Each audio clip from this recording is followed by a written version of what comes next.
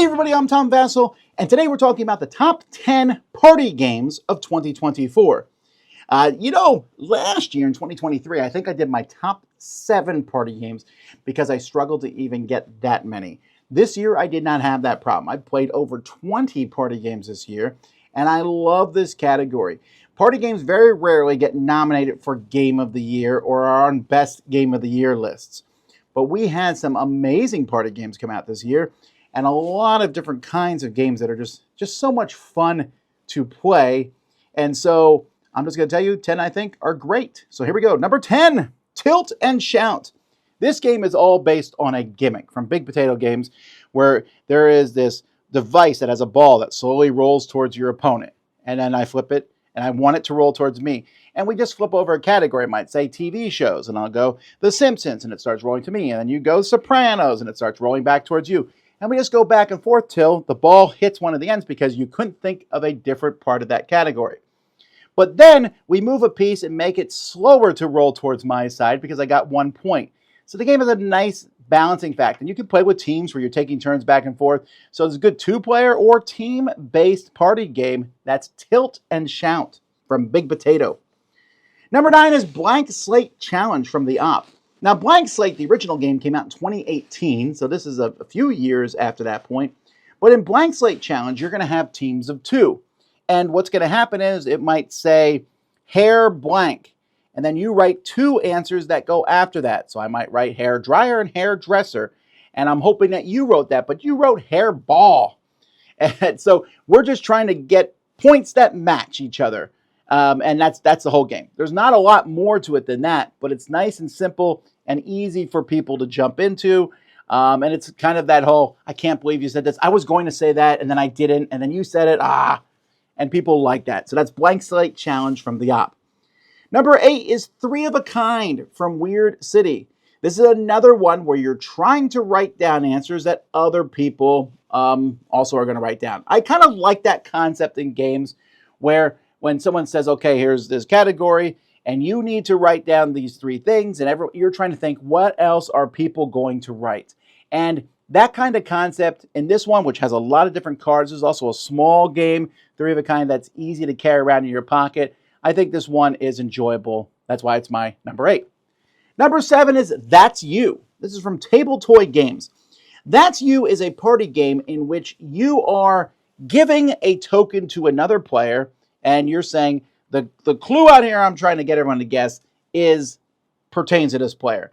And it definitely doesn't pertain to this player. So everyone's looking at all the clues going, which of those definitely pertains to them, but doesn't pertain to this person? So this is a game that could tend, as a kind of a caveat, towards meanness. Like if I have neat and I'm like, definitely not you, and definitely you. But for the most part, we found it to be more easygoing than it sounds in that regard. It also has some very nice components, a lot of fun art in it. And so if you always want to play one of those games like that, I think this is one of the better ones to jump into that genre. So That's You is my number 7. Number 6 is Caution Signs. Caution Signs has, 2 cards that you're going to put together that look like a caution sign. And it basically you're going to get, beware of whatever. Beware of wavering wombats, or beware of angry alligators. And people are going to draw their picture as quickly as they can. You put them in the middle, then you mix the tops and the bottoms, add a couple extra cards, then put them out there, and I have to guess who drew what picture, what it is. Like, I think that's an alligator. Yeah, that's probably an alligator. But it kind of looks like a snake, And so you're trying to match people to the pictures that they drew. If you like Pictionary games but worry about the person who draws better than everybody else, they're not going to have time to do that in this game. It's silly. It's fun. That's Caution Signs from Wacky Wizard Games, designed by Scott Brady and Danielle Reynolds. Number 5 is Ghosts Can't Draw. Hey, remember those Ouija boards? That's what Ghosts Can't Draw is. From Big Potato Games, this is a game in which there's a device in the middle where a marker fits into. And everybody is going to be holding it, but only one person's pushing it and drawing a picture. Then everybody has to guess who that person was, because your eyes are all closed. Who's the ghost? Once you guess the ghost, yes or no, then you're going to try to guess what the picture is. People who guess the ghost correctly have 2 guesses. Everyone else has 1 guess. The ghost gets points for people guessing the picture correctly also. Simple game, funny device. The whole thing just makes me smile on how it works together. I'm like, yes, that's what a Ouija board should be used for the game Ghosts Can't Draw. Number 4, this game is killer. Now, this is one I bet that you probably did not expect to be on the list, because this game is killer is a game that's kind of about being hunted by alien life. In fact, there's a very popular game out there called Nemesis, which is basically the movie Aliens as the board game. And it's a big game where you're trying to go through and find the aliens or escape the aliens or capture the aliens, whatever your mission might be. Here, there's an alien on board. He's trying to kill you all. You're going to pick what you're going to do each turn and what rooms you're going to do it in. And everyone's playing at the same time, and you could die in 30 seconds in this game. But the game also lasts about 10 minutes, so it doesn't really matter. And you're trying to get rid of the alien, or maybe not. Things can change.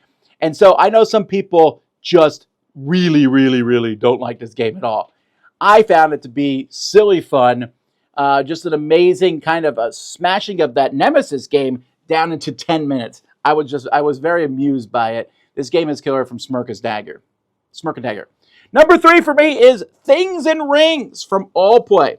So Things and Rings is a logic sort of game where you are trying to figure out clues that your opponent is giving to you. One person is kind of the game master in this game, and there's 3 rings, and each ring is a category. One ring might be things that can fit inside the palm of your hand. The other ring might be things that are alive, and the other ring might be things that are useful. And so I have a card that's like a carrot. Okay, where does that go? Does it go in 1 ring, 2 rings, all 3 rings, or not any of the rings?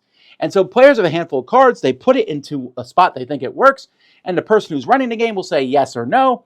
If they say no, you discard the card and draw a new one. If they say yes, you leave the card there. All you have to do is get rid of the cards in your hand. You don't actually have to guess the rules, but figuring them out makes it work well. I have demoed and played this game 25 plus times over the course of this year, and every time people have enjoyed it. It's simple, it's fun. You could play with kids, you could just play with 2 rings or even just 1 ring if you want to. And I find it also has a Dr. Seuss style artwork to it. Things and rings and things. And I think people will enjoy this one a lot. My number 3. Number 2 for me is Link City from Blue Orange Games. This is a game that just was so fun for me, as you have the city out here with a few blocks, and each turn, one player is going to, this is a cooperative game, one player is going to get 3 more city blocks. They're going to be given 3 locations randomly to put them in by another player. They're then going to put each of these buildings in a place secretly, and then players have to figure out where they put each building. That's it. And everyone sits there and goes, would John have put the ballpark next to the bar? And people are like, yeah, of course. When they're done, people are going to hit the bar. I'm like, no, there's kids. He would have definitely put it over by the library. It's a more family-friendly area of the town. That's the kind of discussions, and it is hilariously fun. So interesting, and it really gets conversation going. If you're looking for a game to do that, then Link City is your game. My number 1 party game is a reprint of a small game that really did well in Japan, but it's the first time it's in English, and this is from Arcane Wonders, the Dice Tower Essential line, and that's Ito. The first time I played this game, I was like, this game is amazing. It's another cooperative party game in which you are given a number, everyone at the table is given a number from 1 to 100, and then you have a category, like strong superheroes. So I put my card face down, I have 78, and I go Spider-Man. Someone else has 92, and they say Hulk. And according to the words we say, we have to put them in order correctly. We flip them over and see if we've won. That's it. And yet it produces laughs. You will lose so many times, and then you win. Everyone stands up and high-fives each other. It is a blast to play, and it just has such immense replayability because you never know what numbers are going to get handed out, and you never know what the category is going to be. I just really love this game a lot, and that's why it's my favorite party game.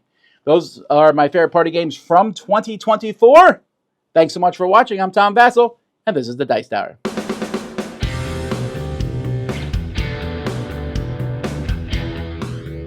Hey folks, thanks for joining us for that video. If you haven't yet, like the video, subscribe to the channel, and hey, make sure you check out what's happening, where I'll cover an app on an iOS or a Switch device, and you can check it out along with me. Thanks very much. You've been watching The Dice Tower.